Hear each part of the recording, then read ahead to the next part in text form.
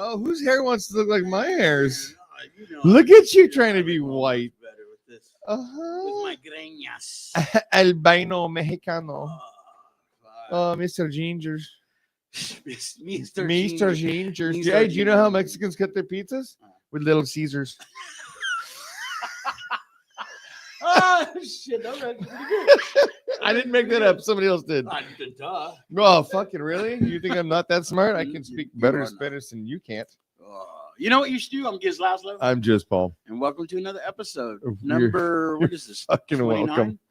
29 episodes. 29 on top of 7,000. I think. The freeze was 28. The freeze is 28. The freeze. Oh man, I'm wearing the shirt. Oh, the freeze. You, Cliff, Bill, you guys are fucking awesome as shit. Oh, by the way, I've been listening to your shit all week. How's your week doing? Dude, I've been really good. You know, fucking went. I mean, you back look like east, that. Went back east to play a couple shows or a few shows, and came back, played a show over the weekend with Wormwood, and since then, been getting a bunch of calls about what the next few months are going to entail, and Sobriety, really, treatment, higher education. I would say this year is probably the most soberish year I've had in decades. I'm not going to say the word. Yeah. No. I don't think I've ever seen. I punched the fridge today. Anyways. How was your week? It has been incredibly stressful. I'm doing a install for an art gallery. I can't talk about it until 2 weeks from now when it's or a week and a half from now when it's over.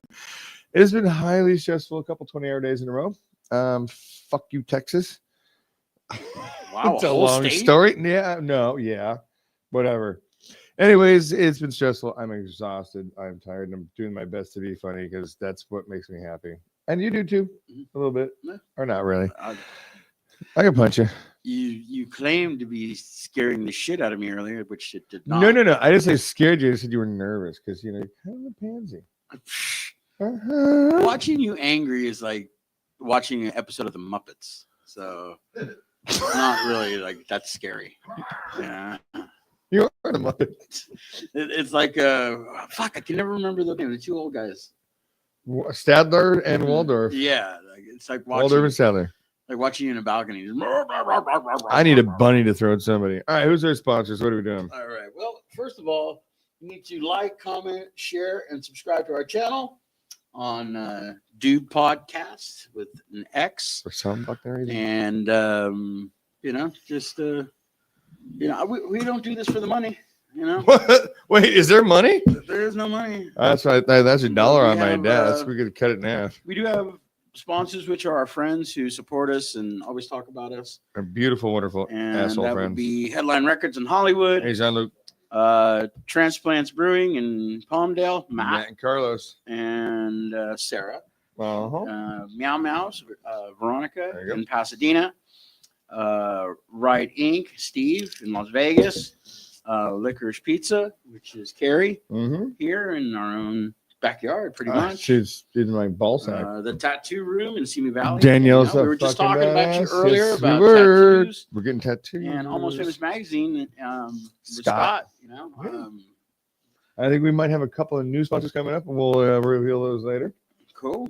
I'm looking forward to talking about that. No. And once again, we haven't seen each other in like 2 weeks, huh? Yeah, we did our deal with Cliff and Bill over at Old Town Pub, and then you went on tour, and so we kind of took a week off, which actually wasn't the worst thing in the world because I was really busy and you were on tour, and it felt actually kind of nice to be like, I don't have to tonight. Yeah, I felt the same way. It's not like this doesn't really take a lot of our time, but no, it is tiring getting together. I got to deal with you on time and trying to get the whole crew together. And I like to show up early so we can hang out, but sometimes I can't hang out with you because you're still in working, business mode and or hating, throwing your phone around, kicking refrigerators and windows. No, I punched the refrigerator, kicked the window. It's a different story. Trying to break a tablet, which did not happen. I didn't try. I would have. You thought you were Moses, and it did not work.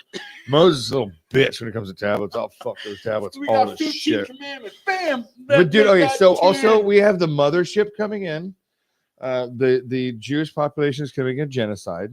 Jesus Christ, where are we Fucking going with this? Russia is fucking full on war. This is an Not amazing politics. time to be alive. It's not politics. Oh. It's an amazing time to be alive because this shit has gone psycho.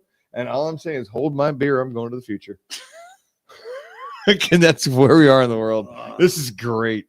Well, speaking of future, every week that we do the show, I love celebrating my friends and their birthdays. And, you know, Aldo! this, you know, we have one passing that I want to get out of the way because I don't think I was in town and we were on, which is David Roach from Junkyard. I love his music. I never got to meet him, but I know a lot of his friends, and you know, I am truly a huge fan of the band and huge fan of his vocals. So, rest in peace, brother, and you know, my condolences to all his friends, family, and fans. Birthdays. 2 days ago was Rob Dementia from Screw Tape. Oh, no shit.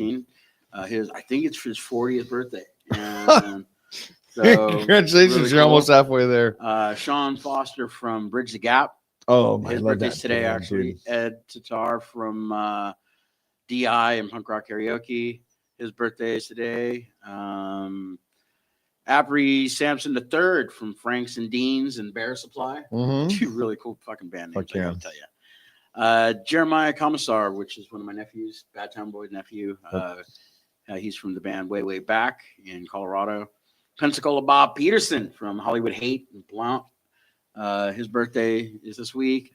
Really good friend of ours and past guest, Dan Reed from over. Oh, God, I love Dan Reed. His birthday's this week. Dawn of the Dead Seki from Flipside. His birthday's this week. Jared Thornton from Jughead's Revenge, Graveyard Bandits. His birthday's this week. Miguel Conflict from Total Chaos. Al Nolan from The Almighty Trigger Happy and Chris Blessing Records. Ricky Montejano from Crime Wave and a bunch of other Crime Wave is awesome as fuck. Vic Lazar from Some Gifts. His birthday's this week. And then to round it off, one of our really good friends, Curly from Bad Bruno. Oh, no shit. His Fucking birthday dude, I is at love the end of those the week. guys. So happy birthday, And it's fellas, also it's Aldo's birthday. Aldo, is he So here? yeah, he's a fucking flake. But we also have some new listeners coming in. Orlando is a photographer that's on the project I'm working on. He's a great fucking dude, like a really amazing guy. He says, well, one camera, fuck you. So he's gonna come help us out. Camera, then. He's gonna come help us out at some point. It's Aldo's birthday, and James and Ryan, my neighbors, are like, "You have a podcast?" I'm like, "Yeah." How many times have I put stickers on your cars before you guys notice? So yeah, we're actively getting out there and being, you know, us. We're fucking breaks. Well, one more thing before we start talking about our guests, and something we try to do every week. Again, for those of you who really don't watch us or it's your first time watching us, what this show's about is us documenting. I said documentary. The lives of our friends who and do heroes. music, you know, and you know, a lot of punk rock bands, we don't get the recognition that everybody else gets, and it's fucked up because, you know, again, like our guest, he's been doing this shit for well over 20 years, and 74, I think. And you know, he's, you know, truly, you know, I love the guy because he's a fucking great. He's a great singer. He's a great songwriter. You know, he wears way too much makeup, I think. But I don't think so. I think he does the exact right amount of makeup. If I was that young and good looking, I would wear makeup. He's older. I think he's older than you. No, like he's not. 36 years. But one thing we do is we do document our friends. And earlier this year, we lost a friend, and we got to interview him. And you know, this is why we do this show. Yeah. It's, you know, and I want to celebrate our friends. I want to put this out there. If your friends aren't your heroes, you're not trying very hard with your friends. Yeah. So what we do every week, we have a shot for Joey. Joe Ramici, we fucking love you, buddy. We wish we could have one with you, and you could talk about Lucy some more. But no. You know, we're leaving the workabillies out of this. I love you, Joey. Yep. I'll get you a lightweight. I need a chaser. All right, who's our guest? What are we doing tonight? All right. He's still adjusting. Like, is he dressed up like the Hulk now? Is that just me? I have no idea. He is dressed up like the Hulk. This is amazing. Well, first of all, right before we invite him in, No, I have fuck to that. say, Go it. I want wait, to see hold this. on. I have to say this. It's like Randy Savage Hulk. Dude. Our guest, I think this is the first guest who's promoted more than anybody combined. Yeah, I think even bunch us. of This bastards. guy has been promoting all week, and I love him. Arturo Trujillo from the Bourbon Saints, come on in. Yeah, what do you mean I wear too much makeup, brother? What are you talking about, brother? It's Ultimate Warrior, not Macho Man. Oh, I couldn't see, dude. I'm blind as shit. Oh, that is fantastic. How you guys doing? Good, Dude, man. better now. Look at you looking good with all your fan posters. This is my first time doing this, so be gentle. Really? Yeah. Your Oh, first podcast, really? Yeah. Can you- Who the hell wants to interview me ever? everybody. Have you hooked up with Scott yet from Almost Famous? No, not yet. Okay, but We communicated on Facebook, but we haven't. Now that I know that this can be done, I can. It's not hit 'em hard. up. I wanted to be there with you guys, but there was no way I was going to make it from work to here to back down to LA. But I tried. I want to give you guys some high fives and some hugs, but it didn't happen. Wait, Wait, hold on. I know you wanted to hold my hand during the interview, Gizz. Look at him making him. Look at he's blushing. Look at him. I mean, you can't see on him his fucking hair. But we went to go see you guys at Transplants, and Chuck started doing that first solo and the first song, and I went over there and I did that. And you had your that rock and roll stance, and you looked over to me, you're like, "What the fuck?" And I just went and next you're to like, him. "Dude, that was so cute." Yeah, I couldn't stop laughing. That was pretty funny. Oh man. Then we did it again at Bourbon or Corbin Bowl. Yep. For my birthday show. Oh my god. Hey Chuck, I hope you're watching it, dickhead. Yeah. He said hi a minute ago. He said "Ola." Came up on the screen. Chuck's watching. He's gonna have himself an Irish American later. We've talked about this many times on our show that Chuck is probably one of our favorite guests. He got so He stupid. came Chuck. here and he was like, "Yeah, man, I'm not going to drink." And then he made Irish Irish Americans that Shanky's day. with bourbon, Coca-Cola, and cream. And Oh, he Chuck went had out. one sip of mine. He's like, let me just test it. He had one sip and he's like, "Dude, that's good. Like, give me one." And 3 later. 3 later, he was funny. Oh, that's what he was funny when he got it. You know, you're funny too. He's a man. He's a man of little words, but when he gets a little lit up, it's pretty hilarious. Oh man. He's one of my favorite The people. best part of the video for Open Casket was at the house. I met Carlos Mena, who has produced bands that I know that are way outside of the scope of what all of us are used to. He knows Os Mutantes and a bunch of stuff. And he kept calling me and we kept talking. He's like, "Hey," and he called me Chuck. And I'm like, wait, what? You thought I was Chuck. Yeah. You're Chuck's older brother. I'm like, Chuck's like a foot taller than me and talented. and makes money. But you have a unicorn tattoo on your ass. I fucking do. You remember this shit? Well, we used it in our behind the scenes things that we were promoting for the video. My wife put together a little video and she put your unicorn tattoo in it, but it didn't end up in the actual video, which I'm kind of bummed about. Ended up on the floor. No. The I went film home ended up on early, the so floor. it didn't end up on the Cutting room floor. My favorite part was I walked in, I had my white vest on, like it looks like a cut, and somebody spun me around. I'm like, "There's nothing back there you need to look at. Like it's just a There's fucking nothing in minute front thing. either. There's something in front. It's fat." Yeah, thank you guys for being a part of that. That was fun. Awesome, Thank you dude. for inviting us, man. We did have a lot of fun. Oh, yeah. Which we'll talk about in a little bit Of later. course. But what I want to know is, like, I've known you for fucking well over 20 years, yet we've never really sat down and shit about how we Big got fat into this little shit. competition. Big size. No, it's just so we never really got to hang out. I've always hung out with Chuck. You are a front man by all means. Oh God. As soon as you're done with shows, you talk to your fans, your friends, and and you dude, you do it right. You do it right. You Oh, love what you do. And Yeah, I it's all missed about it, having fun. But where did you start? What was that band that like okay, this is what I want to do? It was David Bowie and Kiss.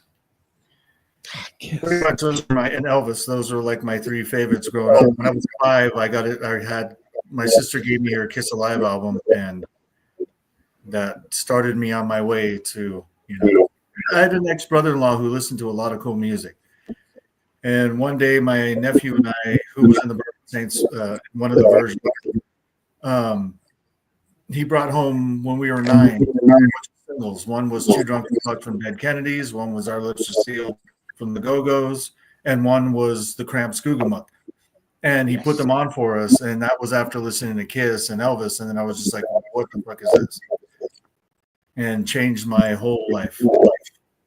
And then I got into bands like Christian Death and Community of K and LA death rock bands and English goth bands and punk rock bands from England because my friends were really into them, like GBH and English Dogs. Kind of took off from there. A lot of rock and roll, a lot of concerts. I got lucky that I had friends that were into the same kind of music and a brother that was into the same kind of music and sister that kind of turned me on to the whole thing. And yeah, so that's where it started. What's STG? It was a band. It was a fucking like kind of an industrial death rock band that used to play around like at the clubs in LA. It was STG. Oh, I remember them. I was in a death rock band called Voice at 12 when we played with them once. Shane was in that band, right? Yeah. Yeah.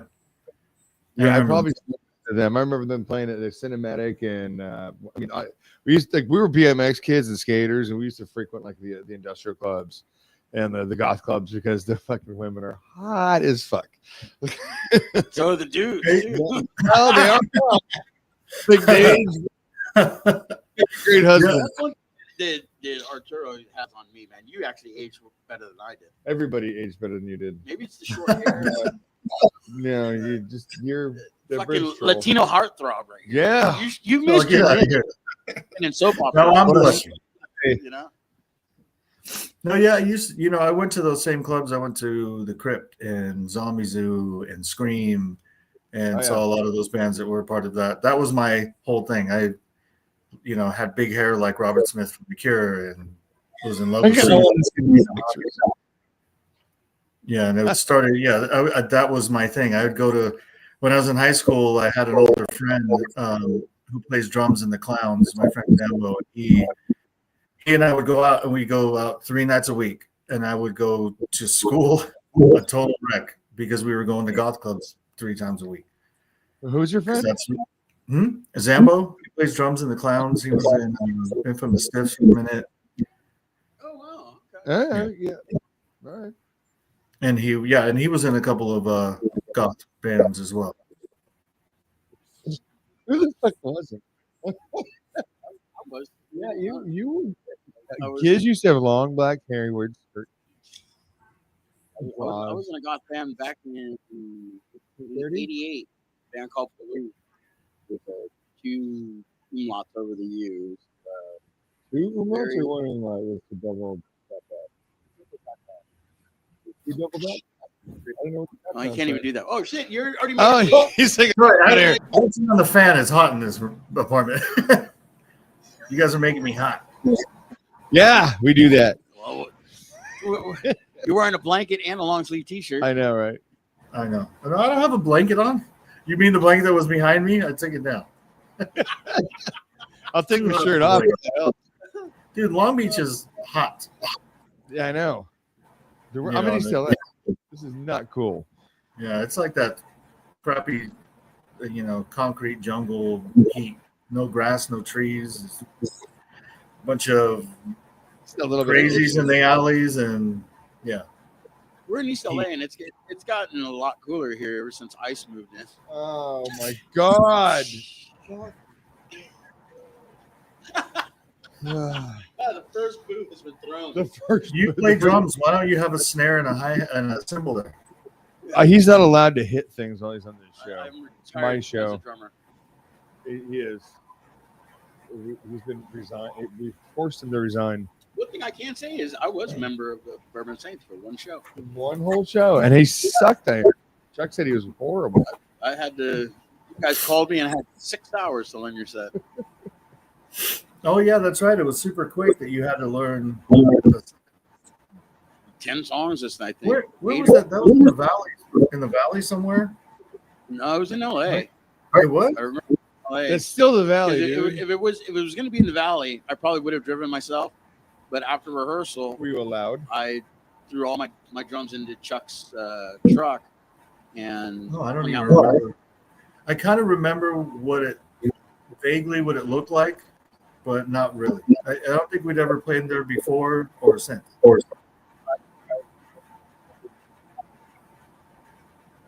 Oh, you cut out. It was, but it was a cool show. I remember though you were very upset with me because Oh my God! first song we finished the song, you came over, you're all slow it down. But I was all pumped and excited and like, yeah, I love the song. And Yeah, now we play everything slower, and I want everyone to play it faster.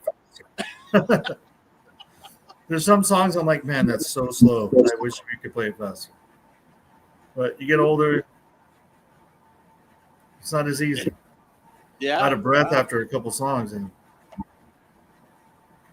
has being a singer have you asked the band to change the keys of the Yes. songs so that yeah when after I got sober, when Chuck and I started talking about playing together again and getting Noel in the band, I had to change the key because I can't hit a lot of those. Well, not a lot, but there's notes I can't hit anymore. Still, even with the key change, once in a while, it's a little struggle in there. it's the It's scream. a bummer. Is it The the scream? scream. Well, no, I mean, like in Preacher Man, Fire Breathing Preacher Man, it's sung at this like high note, and I just can't get all the way up there sometimes. It's like almost there, but then, placement of songs in the set is how we kind of also fix that. Hey, I should go get my cat. So, Arturo, I don't mean to cut you off, but this guy's a little long in the tooth. He's almost 13.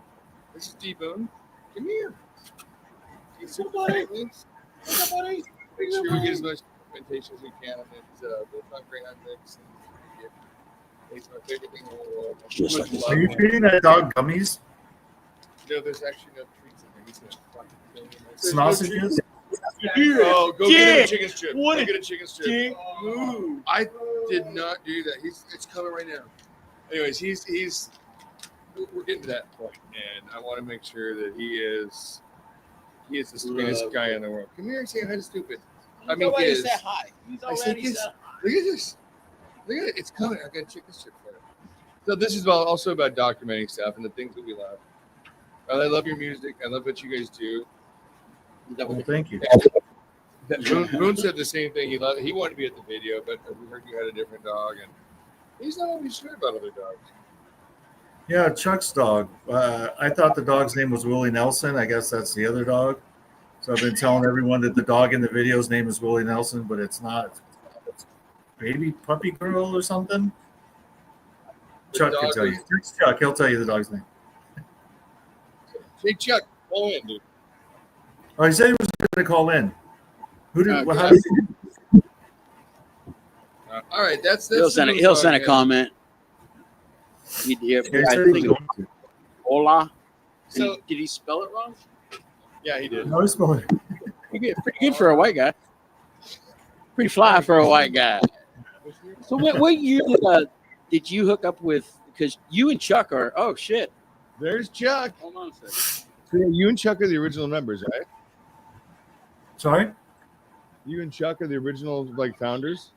Hello. Yeah, what happened was What's up, dude? I had a roommate, and he sang for a band that Chuck and Noel were in, and we kind of just started hanging out. Like they would come to their singer in our house, and they would hang out after their shows, and I'd go to their shows, and I got along real well with Chuck and Noel, and I hit it off because where you just talk about music all night long, different bands, and just nonstop all night.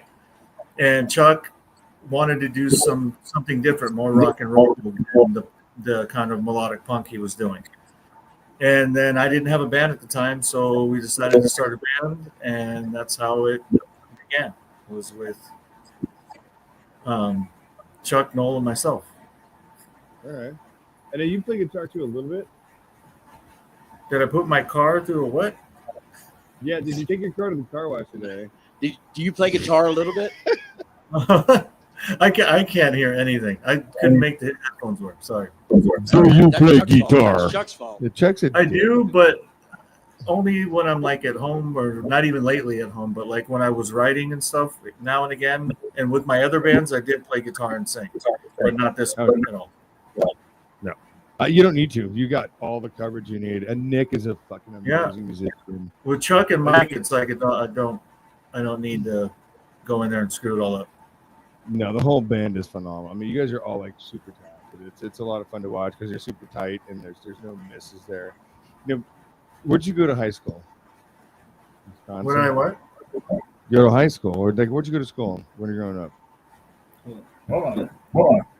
Oh, well, Turn off the air. It's too loud in here. Where'd you grow up? Where did I grow up? High school? Yeah. Redondo Union High School in beautiful Redondo Beach, California. I bet you fucking $100 he knows Kevin. Kevin Freeze? Kevin Scoggins. Oh, I don't know. Maybe. You My senior year was 90, so I'm giving away my age, but it doesn't really matter, I guess. No, that's exactly right. So Eric, We all know you're 58. Come on. He's 74. I'm not 58. Eric King. I was born close to the year 74. Yeah, I'm South Bay guy. Eric Glenn, Eric Johnson. Like, there's a bunch of guys I know that went down there in those years that grew up there. Yeah, that's where my stomping grounds when I was a kid. That's where I grew up. My family's from, basically. So yeah, I was there my whole life. That's where I met. I still have friends that I grew up with we grew up on the same block, and they're some of my best friends, and I still have the couple that are alive. That I had a couple pass away, but yeah, I'm still friends with some people I grew up with.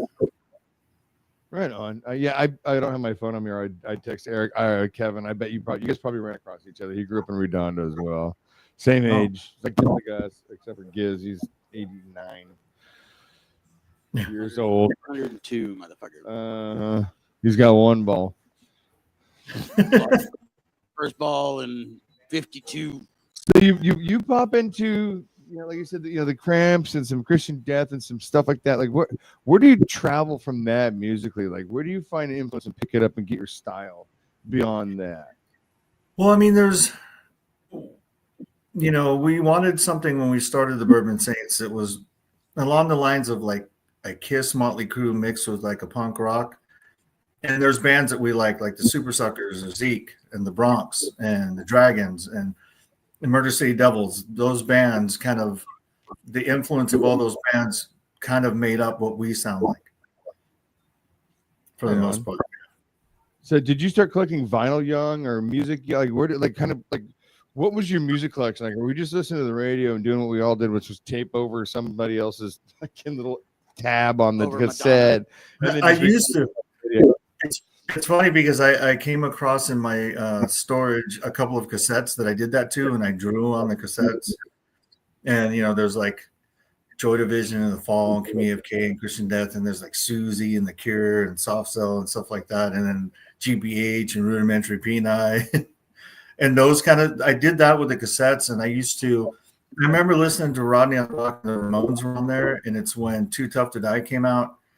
No. And I couldn't even record on I had like a little recorder and a radio, and I would put the recorder to the radio, or if a video came out on Goodnight LA Videos before MTV, I'd put the recorder to the TV so I can have the song and figure out what it was and go to the record store and find it.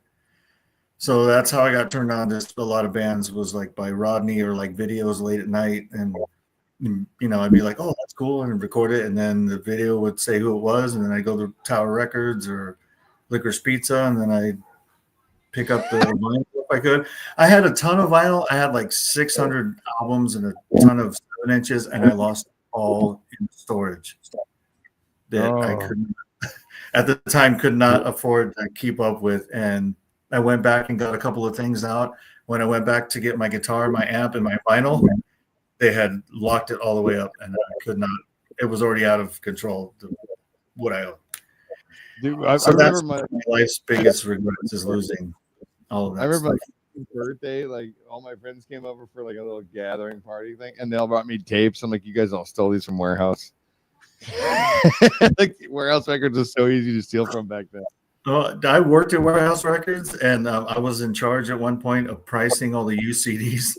So all the stuff that would come in that I liked, I priced it at $1. There you go. Everything.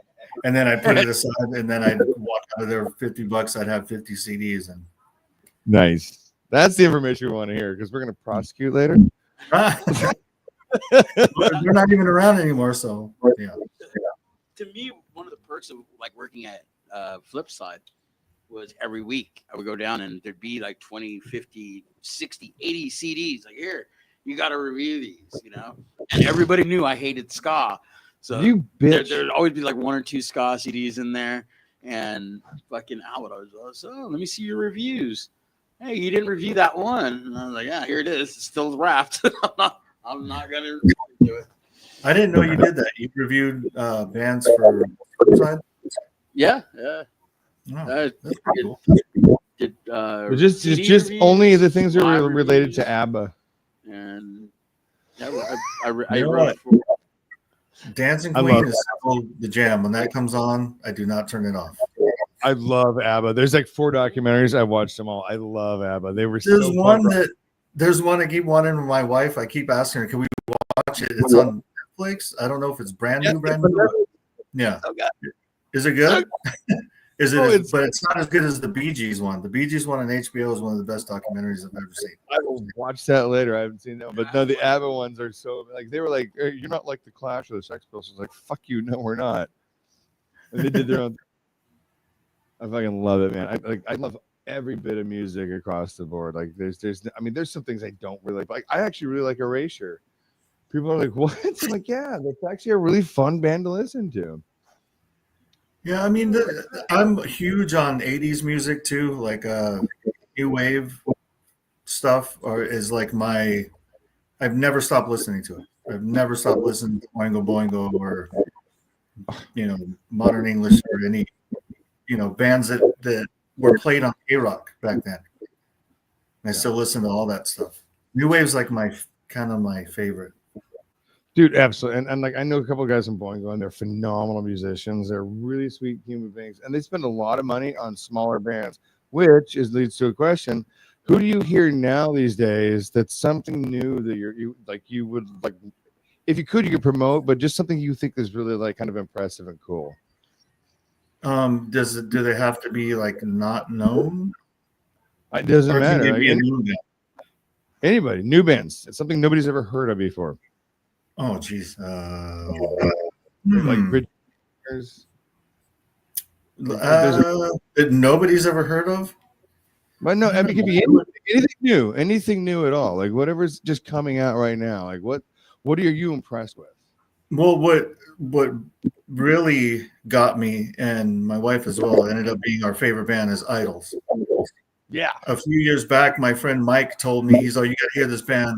Rest in peace. He passed away a couple of years ago, but before he passed away, he had heard them and he thought that I would like them. And we watched a live video on YouTube of theirs at some awards show, and right there got hooked and went and saw them every time they played when they came here after that. Like we saw them in Santa Barbara and San Diego and LA, and so we were in at Phoenix. We went and saw them. So they ended up being like our band, and we fell in love with that band. Like, if Tom Hardy had a punk band, it's fucking Idols. If who did? Tom Hardy? Yeah. Like that's like Yeah. if Tom Hardy had a punk band, that's fucking Idols. They are just so raw and so fucking cool. And like I saw them with Fontaine's DC. Sick Oh, yeah. as shit. And Yeah, so that's we the thing, like them too. I want to find newer stuff. I want people to start promoting and pushing out the new kids coming out because I mean, I fully believe their talent levels are a little bit above ours because of what we gave them. And I want to promote that and let them know that we fucking were proud of what we fucking gave them. Yeah. Yeah, that's yeah. I mean, there's bands that will just go see over and over again, and their Idols is one of them. They put on an amazing show, and they hold their audience like suck you right in. And the Bronx is another one, but Yeah. that's another one that became my favorite. I saw them at Alex's bar in Long Beach, and one time my friend took me to see them, and I was hooked. I was like, I've seen them 50 times. Nice. But yeah, I mean, as far as like new stuff, there's stuff like, I'll on Spotify or whatever, I'll throw them on a playlist and kind of listen to them, but I would have to go through like my playlist to pick certain bands. But those are the two that are, go see them anytime they play. How do you feel about, like, Spotify? And like, I was listening to Bourbon Saints on Spotify today for like an hour and a half. You guys probably made 11 cents. Maybe. I have no idea. Chuck would know that. Charge of that? Yeah.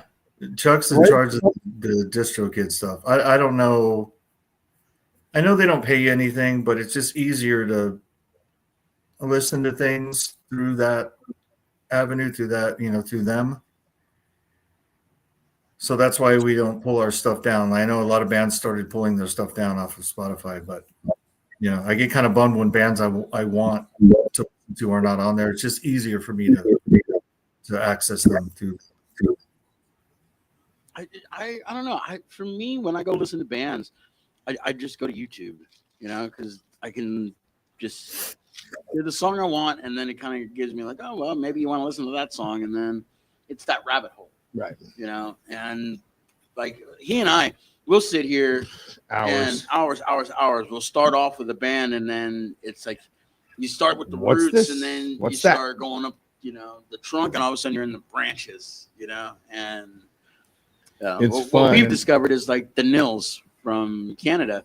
They're pretty much the roots of everything that we listen to now. Every band you've ever loved is either the replacements of the Nils, period. And there's such a story behind that. And I don't want to take from your story, so I want to keep on the Arturo story. Going forward with what you guys are doing right now, I mean, is there like any kind of a pivot? Do you see you guys polishing, changing, doing? Or are you just gonna be Bourbon Saints? Also, where did Bourbon Saints come from as a name? As far as the music goes, there have been ideas thrown around. Like Chuck will come up with something that's a little different. Than it's not just all fast, or you know what I mean. Some of the stuff is a little slower. So I think when we hopefully will be putting on a full length next year, that's what I'm hoping to do. That's what we want to do. Music and change a little bit. So it'll still be rock and roll with a little bit of punk rock splashed in, but a little maybe accessible, or a little. It doesn't all have to be like, you know what I mean? So it'll probably be a little different, but it'll still sound like us. And as far as the name goes, I was in a band, and I had written a song called "The Bourbon Saint," and it's when I was drinking. Sometimes I would get a little like, it's basically about me being me, but not me while I was drunk on bourbon, because that was my drink. And so I named it the Bourbon Saint. And when Chuck and I started talking about band names, I told him I kind of wanted to use that and just throw an S at the end. And Chuck loved it. So that's where it became that. But that whole bourbon story went into like little road trips with Mole and I, and we were like Jim Beam was our buddy. Yes. When we played shows. How long have you been sober? How long have you been sober? 6 years, May, June, July, August. So a little over 6 years, like 6 years and 4 months. Right on. And then like none of us are fucking perfect. Myself, I probably should have been court ordered sober at some point in my life. But like, is there any advice you have for people who are thinking about that? Like in your experience, like So people are listening to us and are worried about themselves and are thinking about that. Like, you got anything to like just throw out that isn't like preachy, like just something that would catch somebody, you know what I mean? Well, yeah, I mean, for me, I didn't. For me, I was starting to feel horrible all the time. I wasn't able to hold on to a job, or I didn't want to go to band practice because at that time there was a different version of the Bourbon Saints, different members, and I didn't want to practice. So we recorded an EP, and I didn't want to go to recording sessions. I couldn't hold, like, when I would fill out applications at places or write anything. It's like I had to have a shot in order for me not to shake. And I look at pictures that come up in my memories on my phone or on Facebook, and I look terrible. My eyes are swollen. They're red. I look puffy. I look totally different. But I was starting to feel all of that, starting to feel terrible. And my friends and my family were worried about me, and I didn't know that. And even my wife now, her and I were talking long distance. She's from Virginia, and I was, we were having like this long distance, and I would continue to do stupid shit, would mess everything up because I was drinking. But I didn't really realize it until I have a nephew who's sober, pointed it out to me. And we went to a friend of ours relapsed, and he passed away, and went to his memorial. And I was staying at a hotel across the street in Redondo. And at the time I was living in the mountains. I was trying to get away from all the stuff I was doing, and it just got worse out there. I was by myself. I didn't know anyone. So they paid for a bus ticket for me to come down to go to the memorial, and my nephew called me, and he says, "I'm coming to the hotel. I need to talk to you." And he came over, sat down with me, and he goes, "So this is what's going to happen. Either you agree to go to rehab, or I'm going to take you to a house where people are waiting for you for an intervention." I didn't know this was all planned. So he said, "So what do you want to do?" And I said, "Rehab. I'm tired of feeling the way that I feel. I felt awful. I was coughing up blood. I was vomiting. I would weigh 165 pounds. You know what I mean? That's normally I'm like 180, 185. And I was 20 pounds underweight. Went to my sister's to try and sober up, and had a grand mal seizure and almost died. So then they took me to detox, and they thought I had cancer because I was so thin and my bone marrow was like depleted, all my vitamins and everything. I was dying. I had a feeling that I was going to die like that. And everyone else knew that they thought I was going to be the next phone call they got. So I went to a 6-month rehab program. I did 6 months of sober living, moved my now wife over here, proposed to her on the way, drove across the country, was sober, and I've been sober ever since. And when I see friends that I can tell that they feel or they look like I look like or felt, I try and talk to them to know that I'm here if they decide that they should want to go in that direction as well. Because only you can make that decision. I mean, you know how you feel inside. If you feel awful all the time and you need a drink just to get straight, to do anything, to go to work, Lord knows how many times I've driven and I could have hurt somebody. It's like you never know. So before you get to that point, if you have a feeling that you might have a problem, probably talk to someone. That's exactly what I was thinking. I was asking, is that kind of advice? Like, if you think you're going down that road, maybe just ask a question. Yeah. Except for well, I mean, there's some people that, there's a lot of people that don't have that. Alcohol runs in my family. So I have friends and family members that are sober that I kind of had this, group around me that understood what I was going through and didn't want to see me die. And I wasn't ready to die. Yeah. There's stuff I haven't done. And since I got sober, I've never been to another country. I went to Guatemala for 10 days or whatever. I've gone to do all these things. When I go to concerts now, I remember them all. When I play a show, I remember it all. I get a little nervous, and I'm not gonna lie and say that it was easier to do a shot before you get on stage, but now I've overcome that part. I just want to have fun. I want to enjoy playing music. I want to enjoy going to see other bands, play music. I want to, when I get together with my family, I don't want to have a drink just to have a conversation. You know what I mean? I don't want to put my wife through anything like that. I don't, you know, I'm much happier. Is she sober as well? No, I mean, she'll have like an occasional, like, you know, socially, just like a White Claw. It's nothing, but she doesn't have that problem. And I don't have, you know, and I don't have a problem being around people that are drinking. I can go to a bar. I won't hang out long, but I'll go watch the band play and then I'll want to leave afterwards. But it's not because I want to drink. It's just that I don't really have any business being in a bar if I'm not. Yeah. But like, as far as anyone being around, I'll buy someone a drink. I don't care. You know, it's my problem, not theirs. I'm the one with the disease. That's really cool. Because I do remember you back. You know, obviously I've known you for fucking You don't ever. remember anything. And I remember, you know, playing with Arturo and dude, sometimes we had to carry him out of places, you know, even shows that we played together with Lazlo. You know, there'd be nights when it was like, "Hey, fuck, we gotta go. Where's Arturo? Oh, he's still in the bar." Yeah. I just had a shot with him, you know, shit. Yeah. There's like, when I remember certain times when things like that happen, like playing in Vegas, you don't go on till 3 a.m. and you're drinking all day, and then next thing you know, you're in the hotel room. Like, how did I get away drug you here? You know what I mean? I would go till I couldn't go more. I didn't want to fight. I just wanted to have fun. And I would have fun until I was out. 2 a.m.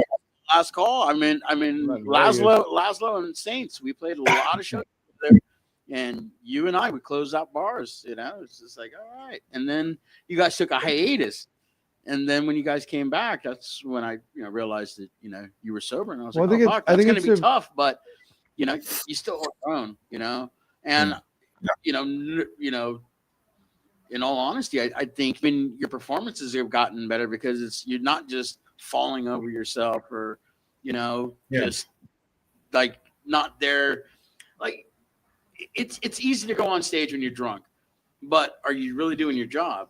You know, I get that a lot from my band members, you know, still to this day. That's because you suck. I got it over the weekend, you know, back east, like, you know, hey, you know, I gotta say, I've got a little bit too much. I've got a lot of respect for Gizz and his bandmates because they're all like, "Hey, after the show, you can have some drinks," and he adheres to that really, really well. I don't start drinking until I hit the stage now. And it's important, I think, because I mean, God, our fucking scene is so brutal and so stupid, and we just like, I mean, it's really important. I think that like, I'm not sober, you're just retarded. It's amazing that we can go, hey, there are resources that if you're feeling that way, there are ways you can reach out. There's things that you can do that can help, you know. And I think it's important that we all recognize those symptoms and those things. And it's important. I mean, like, fuck, I should be probably sober. I'm not going to be. One of the things that I respect about, you know, when we started talking about doing this interview was that you were adamant. Like, I definitely want to talk about sobriety. He said that? Not my sobriety. I didn't hear that at all. You know, when he and I were chatting, you know, you're not a part of all my conversations. How long have we been married, bitch? Today's the last day. Yeah, it is, you motherfucker. But have you seen my hair? And you know, I do a lot of interviews, especially nowadays with the whole foreclosure thing. One thing I choose to talk about at every interview is mental health issues. You know, I never thought mental health was a thing until it hit me. And now I have to talk about it. Every interview that I do, I want to talk about it, you know, at the end of interviews. Because it hurts, you know, when you know, we lose people. You know, how many people have you have lost in the last 10 years, you know, because of mental It's in the hundreds. You know? That and also alcohol and drugs. I lost, you know, 3 of my best friends in the first 2 years that I got sober. It was like one while I was he was trying to help me get sober by moving me and my brothers, and then he relapsed while I was there. So I had to come back to his death that helped finally get me sober. Then I get out of rehab, and then I had another friend die from basically his alcoholism. Then after that, I see another one of my best friends, and he relapses, and then he dies. And it's like, when I hear certain bands or I hear music that I know that these friends would love, it's sad that they're not here anymore. I talk to my wife about it, and sometimes I cry. Sometimes it's, I do when I'm driving in the car by myself, because I think if those guys were here, they'd probably be proud of me. They'd probably, be in to come in and see us play. But they'd also be into these other bands that I know that they would like this music. I know that they would go to shows with us. You know what I mean? Because we go to a lot of shows together, and they could be cruising with us to experience things that I know that they're big. And it breaks my heart that they're just not here. And, and then it's like mental health issues, cancer or drugs or alcohol. It's just like all over the place. So many people that are my age or even younger are not here. And it's just really fucked up that has to be. It's really interesting that you guys had a conversation about the sobriety thing, and I asked the question because Scott does Punk Rock Men's Health. Like, it's one of those things. Like, as we're getting older, I'm like, I am not getting any better at being me, and so I have my own concerns about myself, and I'm like, I want to listen to what people have to say, and I want that outlet to be a real thing that exists. And like, maybe there's a point where we do start a kind of a forum where we're gonna all have that kind of conversation in this scene, where you can say, hey man, I'm feeling this way. Like, I mean, is there a moment in your guys' life in the past 2 years you haven't just been sitting on your couch and you just start bawling? Yeah, I do that. I mean, I don't do it on sitting on the couch. Why? Sometimes it depends on if we're watching a movie, it hits me a certain way, and I'm not afraid to cry. I always tell my wife, I'm like, look at, I have tears, because there's certain things that hit me that didn't before. I was kind of numb to everything. And for me, like I said, I'll be in my car and I'll hear something and I get a little sentimental. There's a lot of people that I miss. There's friends that are and family members that are just not here anymore. I think it's just become more emotionally thin, and we don't have the same walls and barriers that we used to. And I think that we're more capable of kind of accepting the fact that, this fucking sucks, and depression's fucking real, and this is about to happen because of what we do and who we are. Because we do throw passion at so much things, and we just throw everything on throw it at the wall and see if it fucking sticks, and sometimes it doesn't, and it fucking hurt. And that's totally fucking fine. To me, the thing that I find where I get emotional is when all your friends, you get together, you go see this band that you grew up with. This is our band, and then there's that song that comes up and you go, oh, fuck, he's not here. Yeah. This was our song. Yeah. Or that was his song. I want to see that smile on his face. Mm-hmm. I want to see him run up into the pit, and then 2 minutes later he's out going, whoop, I can't do that no more. Mm-hmm. And he's not there anymore. Those are the moments that's where it breaks my heart. That's where I get emotional. God, man, he should be here, and he's not. Yeah. And I also think it's important for other people to hear what we're saying right now. I mean, okay, maybe not him, but you and I are men. We're all men here. We're fucking men, and we're saying these things, and we're being honest, and we're being open about it. And I think it's important for people to hear that. And I think in the vein of sobriety and how to be honest to yourself, I think that matters. I think it matters a whole lot that you can look inward and go, you know what? Maybe I'm not fucking perfect, except for Arturo's makeup. Yeah. Until about halfway through our set, and then it's not. I wish someone would tell me what I look like when I get off stage, because it's a mess. Yes, he fuck you. My hair still looks good when we're done.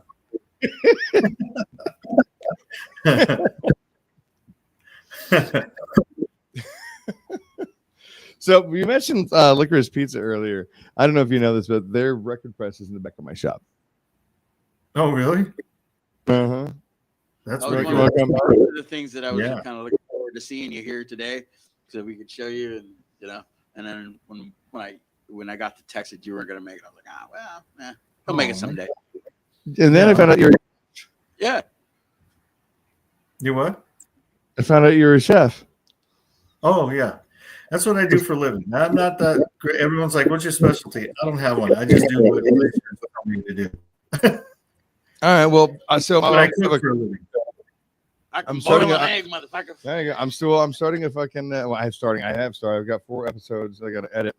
But I built basically a rounding, like a rolling cooking cart for my shop, which is not sanitary. I don't recommend. I'll send you the link to the one episode that I do have up on YouTube. I like to cook. I'd like to work on the love language between music and cooking. And Yeah. I'm trying to like put that stuff. Like if there's ever a point, like I would love to have you on. I have so much fun doing it. I would do it. That'd be cool. Maybe you could teach me some stuff. But you can equate cooking is kind of like writing a song.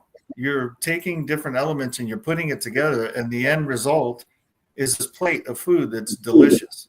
It looks good, tastes good.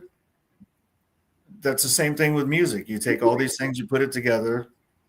It sounds good. It makes you feel good. Food makes you feel good. So, Yeah, they're kind of the same. That's how I looked at it. I had friends that were chefs that would teach me things, and I'm like, this is pretty cool. It's kind of like writing a song. And they didn't understand that I explained it to them like that. And they, oh, I guess you're right. It's art.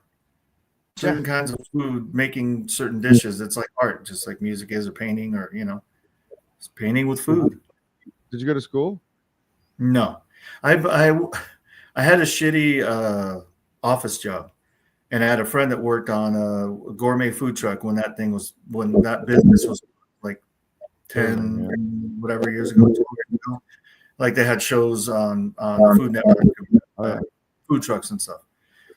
And this company won the great food truck race for this on the second season. And he goes, we need another person because they got another truck just to take orders and stock the truck in the morning. So that's what I started doing. And I liked it. Back then I was drinking, and they would allow you, you could do shots in the truck or whatever. And you just go to these spots and there'd be huge lines. And it was like the truck was a rock star.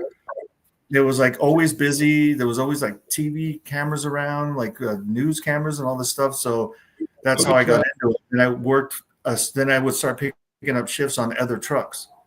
And one of them, I became friends with these guys, and they were real chefs. And that's the truck I really liked working on because they would show me how to do stuff. And from then I would apply at restaurants and just kind of, it's hard work.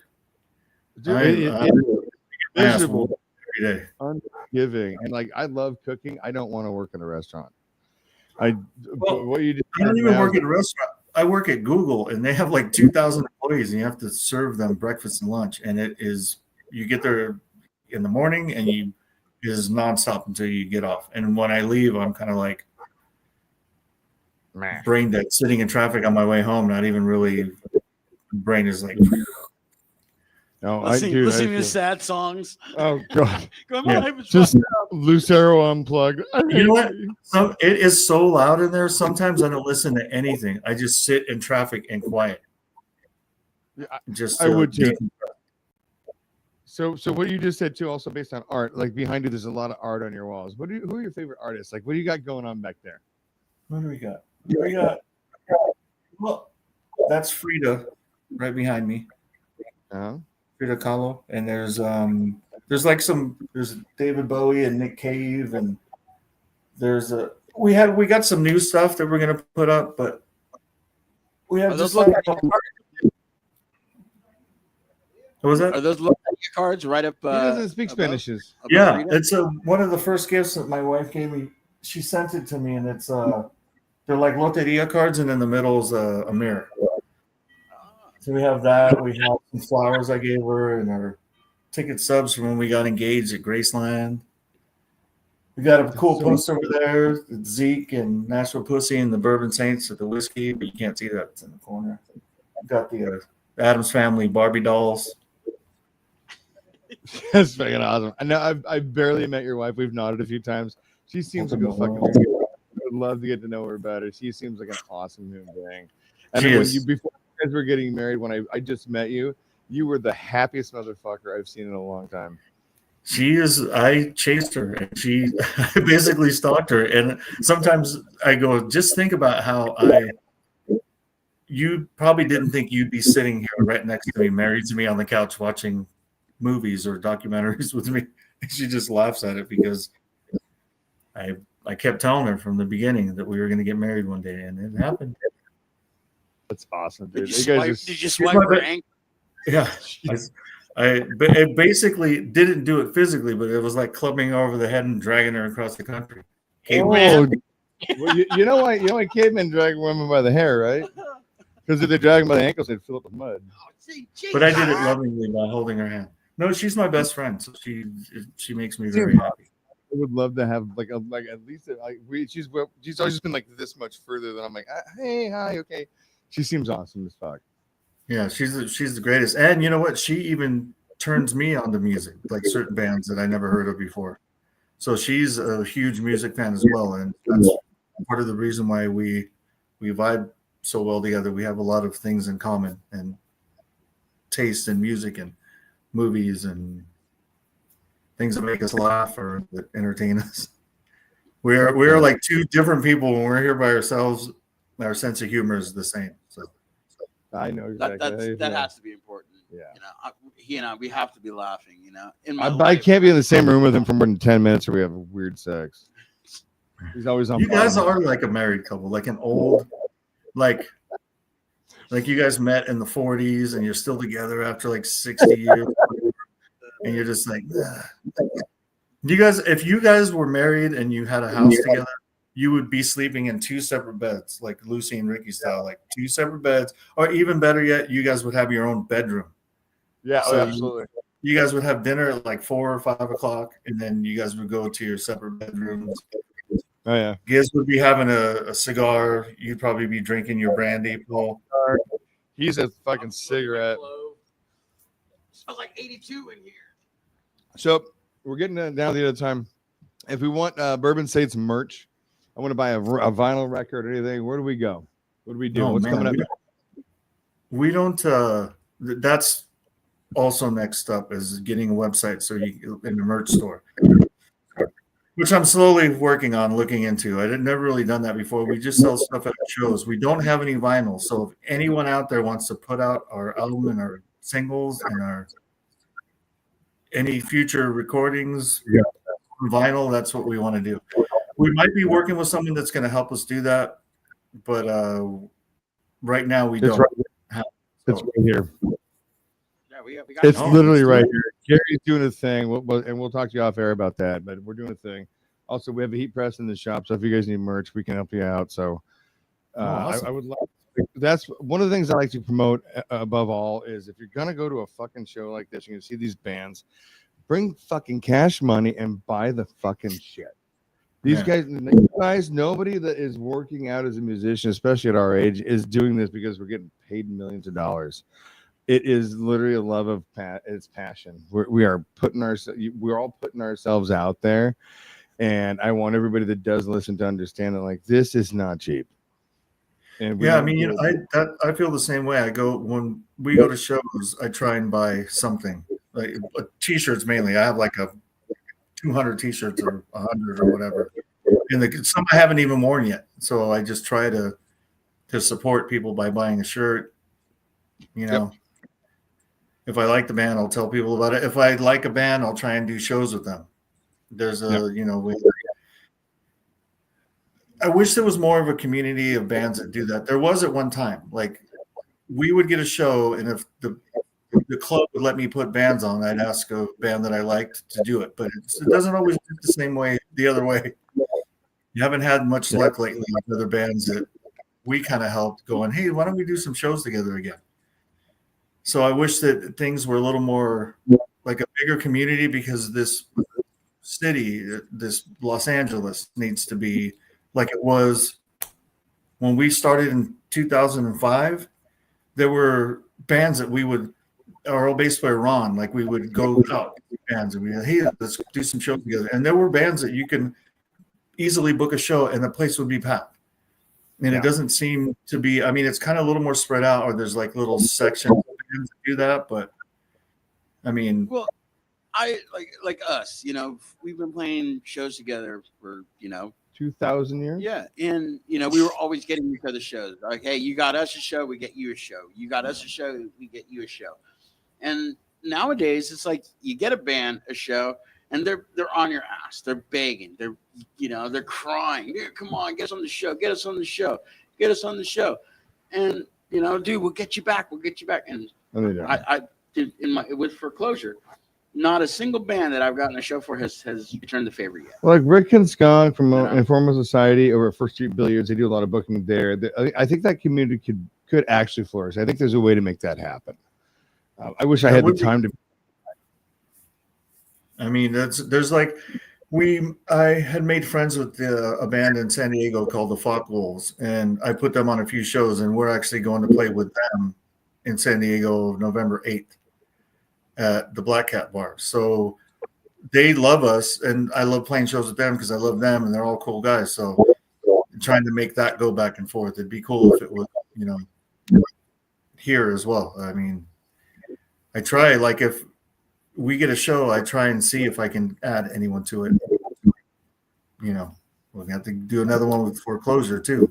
We had fun playing with you guys. So the two shows we played together so far, Transplants and Corbin Bowl, man, were fun shows. I think there's a way to do that, and I think there's a conversation to be had. And again, off air, we'll have a conversation about that. But I think there's a way to put something fun together, like like every other weekend, there's a fucking shuttle bus that goes to San Diego and back. Like I think there's ways to have a lot of fun with something like this, and like just being creative with it, and just going, hey, fucking come on! Like it could be a monthly subscription even. There could be some fun to be had with this, and I think I want more of it. I miss it. I miss it really bad. I have not had enough of this. I have enough T-shirts. I'll still buy them. So let's do it. Before we go off the air, do you guys have a website, or are you just strictly just Instagram and Facebook? Yeah, and I know YouTube. Just those three things. So right now, and you guys get your merch, your T-shirts and all that stuff, koozies and. Well, we only have T-shirts. We need stickers and buttons and. Well, we have our own company that we do buttons. We do. You should wear hats. Oh, we need more hats. We had hats for a minute, but yeah. More merch and more shows. This was our 20th year. I thought we would be playing once a month. And nothing.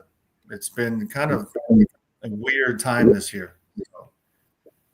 Dude, hopefully next year is more beautiful.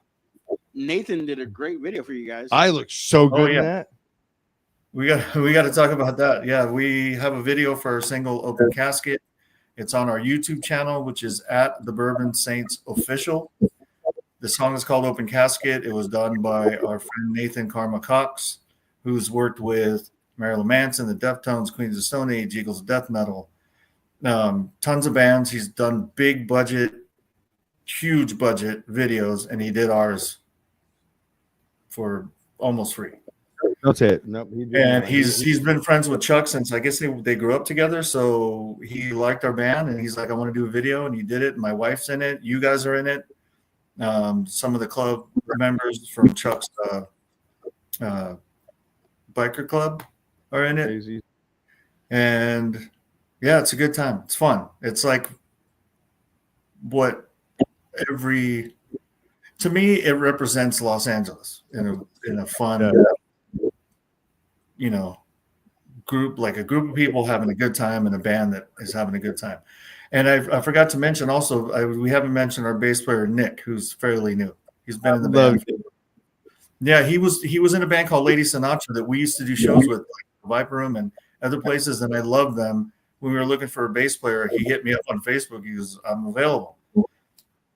Perfect fit. It's a lot more energetic. Mike is back in the band. Mike was in the band at one point, then he came back, our other guitar player. So Chuck and on lead guitar, and Noel on drums, and Mike on rhythm guitar, and Nick on bass, and me on vocals. This is my favorite time of us being together. That's why I wish we could play more shows, because they're a lot more fun, especially now that I can remember them and I'm not falling down. Remember how to book a show. Yeah, or maybe you should book a show. I know.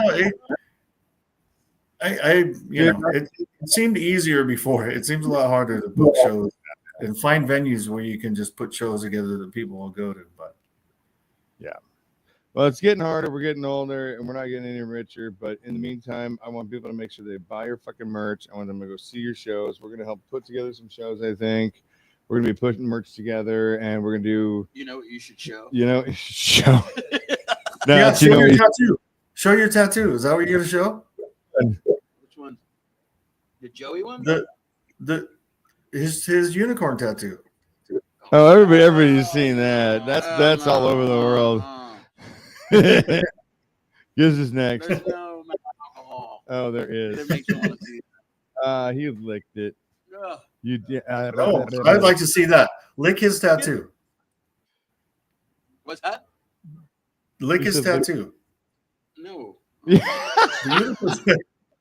He's a pussy. Ooh, no. He's a baby. No. Oh. Before I forget, there's two bands that I want to talk about real quick. We were talking about new bands. There's a band from New Jersey called $3. These are kids under 21, and they're killing it. They actually played with us in New Jersey a couple weekends ago, and amazing band. And also another band I got turned on to is a band called Damone, like the character in Fast Time. yeah, Fast Time. Oh my god. yeah, Damone. It's female friend, rock and roll punk with metal tendencies. Amazing band. Cool. Very young again. Be under 25. But those are the two bands I got turned on. Yeah. Damone and $3. Like if you pop up with anything new that you see, like shoot, like emails, text, or whatever. Like we all, anybody who's watching the show right now or yourself, like I love listening. I want to hear more. I want to hear more. You know, Yeah, they're and you just know what's funny? As soon as this is over, I'm probably gonna go, oh, there's that band. Yeah. A lot of guests that we've had when we talk about new bands are like, yeah, dude, as soon as the camera was off, I was like, send him my there's that fucking band, number, that text it band. over, dude. I fucking love it. I want to hear more. I mean, I this is I think the first year in my life since I was in my early 20s where I'm like buying fucking vinyl. I'm like just getting it. I'm like, that's new. Okay, all right, fucking fine shit. Fuck, do it. God damn it. I'm like, I need more room. But like, I'm really enjoying music a lot more than I had in long years because I own my own business, and there's the difference between like running a business, making money, and living, and being passionate about something. And so I think I've found that thanks to this dumb motherfucker. Oh, But- finally, I get a thank you. Lick my unicorn. Yeah, if you had one, I'd lick it, bitch. But yeah, it's that thing. It's like I don't want anybody to lose their passion. And I feel like I did for one. I feel like it's a really depressing sight to like see something like that. And I feel like the people that I love and care about may have at some point looked at me and be like, man, that guy is miserable. And it wasn't miserable. I just had to do what I had to do. And I think that's the bigger question, like into the road, that road to like sobriety that we're talking about is like, why are you here? How did you get this going? How did this become a major thing? And I think that's important. I think if we could as a community put together a resource for our type of people where there's just a phone call, a text, or an email, or just a thought process away from like just the right kind of question, I think it would help a lot of us. And so it's something I want to put in everybody's head, and I want everybody to think about that. Like, anybody has an idea, fucking email it in, man. Let's talk. Let's fucking think about that.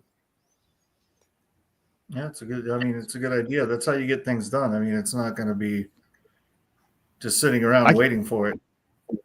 Yeah, I'm not going to fucking do that. I'm an idiot. I'm a hammer and a saw. All agree on that.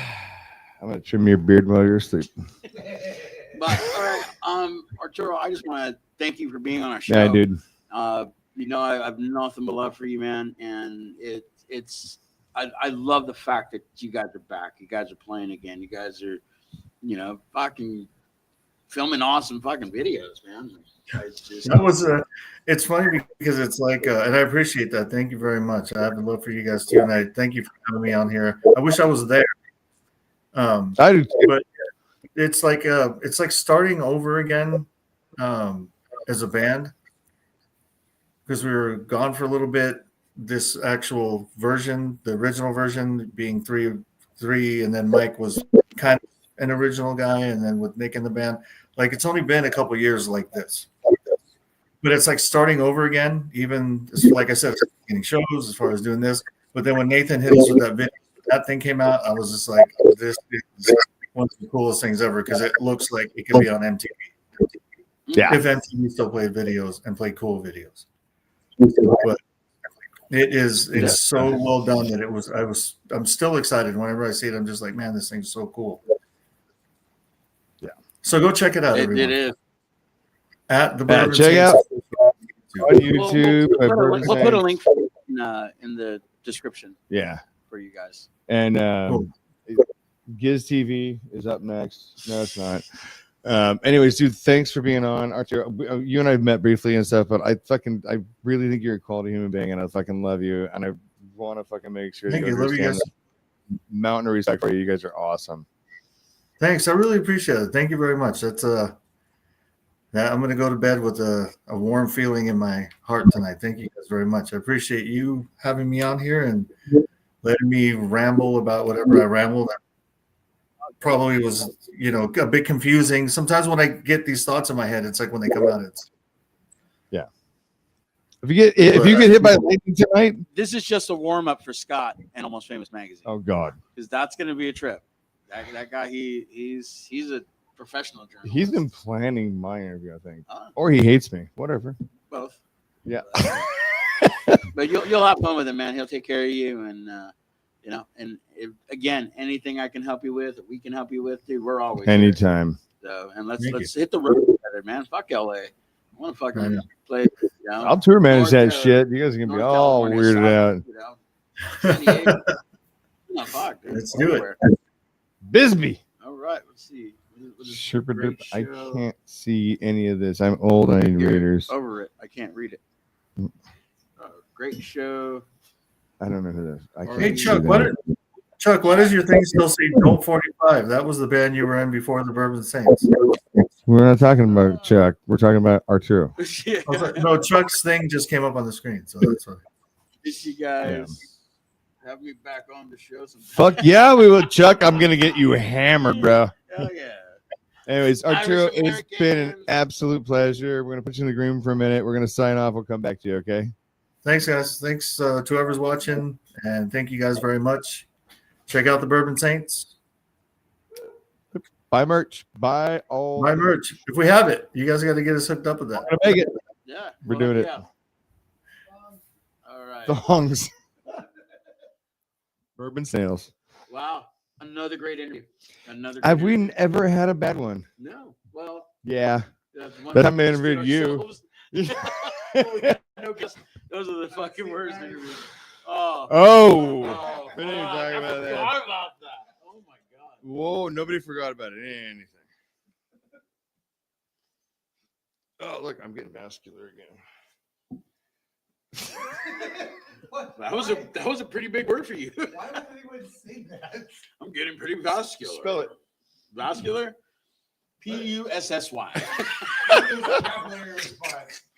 All right, this has been episode 3,492,914K. Fucking hell, dude. That ball. Yep. Eyebrows. You don't have eyebrows. You're Mexican. All right. Well, those are called eye stashes. Who do we got on next week? Your mom? I would love to have your mom on the show because you don't even speak Spanish that well. Nope. Happy birthday, Aldo.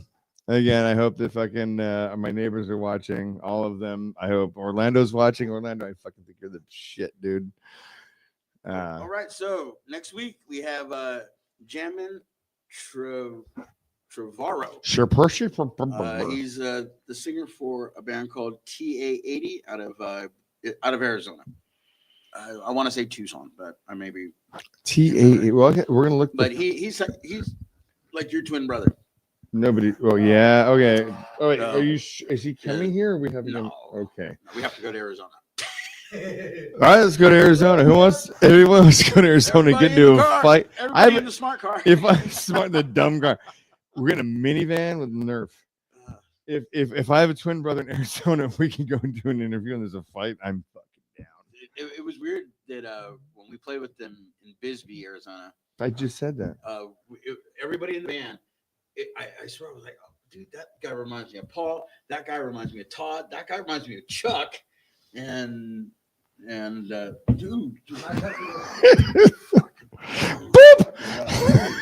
Anyway, we got jamming next week. Thank you guys for joining us today. Oh yeah, And, we're sorry. yeah, this is pathetic. So That's him. we'll see you next week. All right. You know what you should do? Come back next week. He's just Gizz Lazlo, and I'm fucking Paul Badass motherfucker. Right in the face.